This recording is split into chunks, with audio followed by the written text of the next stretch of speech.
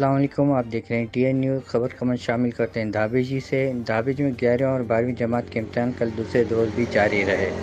Education board of Hyderabad کے chairman doctor محمد Memon, district education officer مختار کار میرپور ساکھرو، ایڈگاروں سمیت ٹیموں کی جانب سے نیشنل ڈگری کالج کا اچانک دورہ کیا گیا۔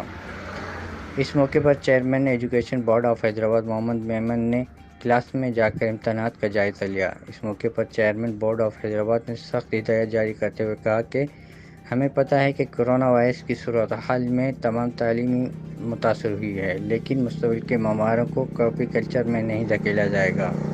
بہتر تعلیم ہی ان کے بہتر مستقبل ہے۔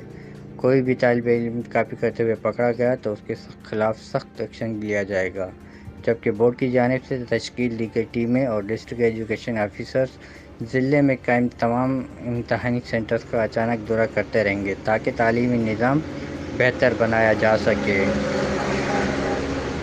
رپورٹ شاہد حسین Samoo, T N news, Dhabeji.